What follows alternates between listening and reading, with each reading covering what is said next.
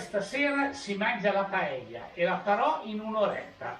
Non sarà una paella di quelle bestiali, ma però secondo me è ottima, poi vedremo. Allora, per fare la paella ci vuole i pezzi di pollo, pezzettini di petto, di pollo, eccetera, eccetera, la salsiccia e il coniglio, i pezzi di coniglio che io ho già messo in cottura. Dopodiché ci vorranno i gamberoni, le cozze,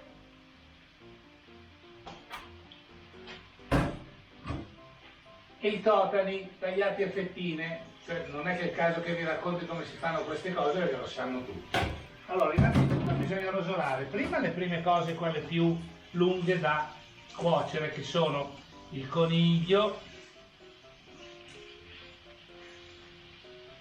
olio, poi i petti di pollo in un'altra padella. Adesso sta cuocendo tutto molto bene, il coniglio, qui dentro ci ho messo i pezzettini di pollo e la salsiccia, così fra l'altro il pollo che è meno saporito si insapora di salsiccia, e finiamo la cottura. Adesso mischio tutto e nel frattempo ho preparato un brodino con, fai vedere, con tutte le verdurine, brodino che servirà, un po' di carne anche non guasta, brodino che servirà per ammorbidire la carne, la salsiccia e poi fare il risotto. Bene, intanto incominciamo a pensare agli scampi, ai gamberi, che andranno anche quelli cotti in una padella a parte. Dopo aver fatto una bella padellata di carne, pollo, salsiccia, coniglio, eccetera, eccetera, è il momento delle verdure, che ho preventivamente tagliato e ora metterò nel centro della padella.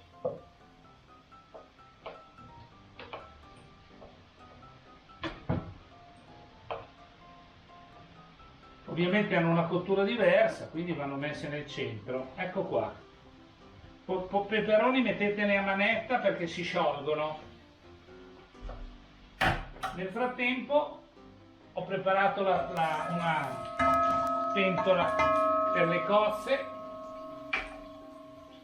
che incomincerò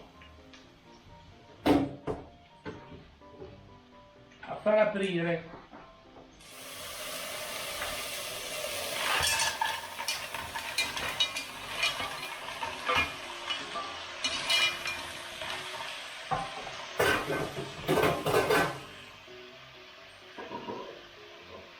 Una spruzzata di vino bianco sulle cozze non guasta di certo.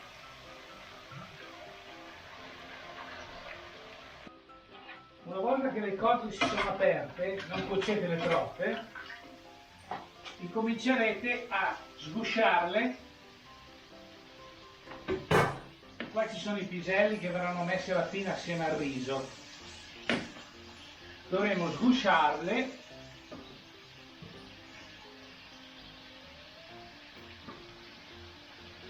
perché però verranno aggiunte poi.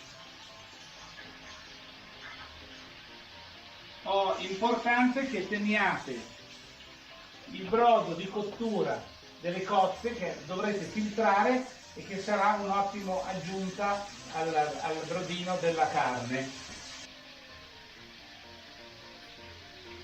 Nel frattempo sto cuocendo il totano.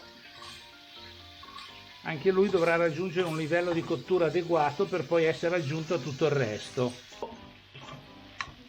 Una scottatina ai gamberoni, ma lasciateli sempre un po' crudi per evitare che diventino duri, e qualche gamberetto fresco sgusciato non guasterà sicuramente. Nel frattempo ho aggiunto anche i totani a tutto l'ambaradan e i piselli. Ora è venuto il momento importante del riso. Io uso riso arborio, gran selezione, che è un ottimo riso. Si può usare anche il riso quello indiano, però questo secondo me è più buono.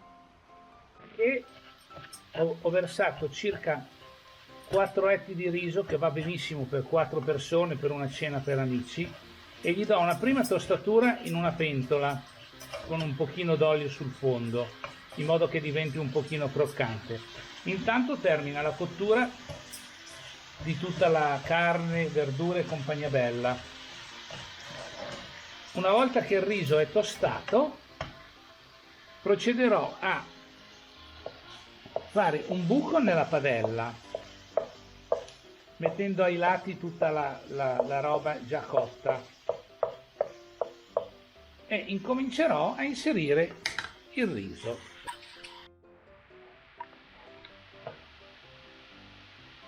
Ecco fatto, ho buttato il riso dentro la padella e adesso incomincia la cottura del riso, aggiungendo il brodo,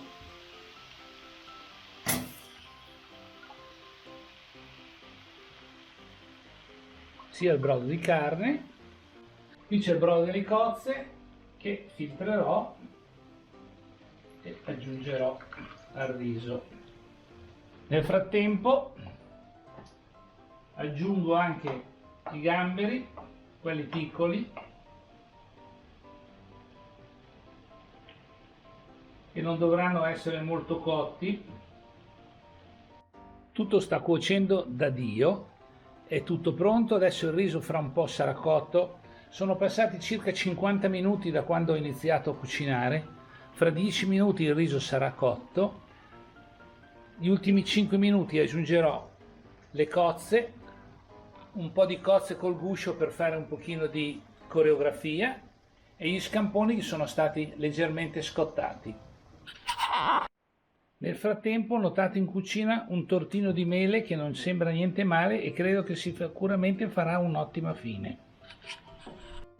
A 3/4 di cottura del riso, 2 bustine di zafferano daranno sicuramente un gusto particolare alla paella. Il zafferano messo in una tazzina andrà poi diluito con un po' di brodo,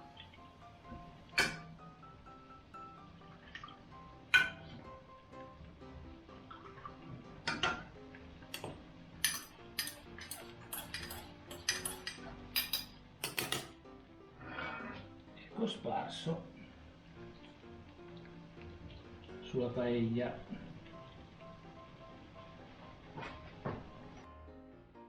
La fase finale ovviamente è la più delicata, perché bisogna stare attenti che il riso non attacchi troppo, un po' sì perché si crostina, ma non troppo, per cui bisogna dimenticare i tempi e andare a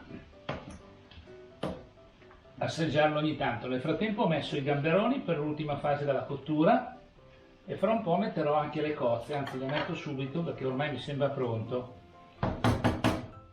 Assaggerò il riso,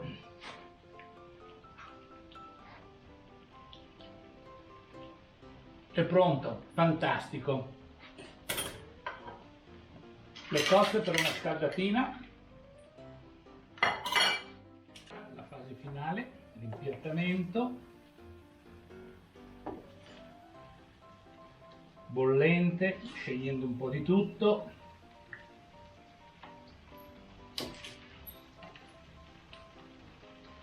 E naturalmente il tocco finale, le cozze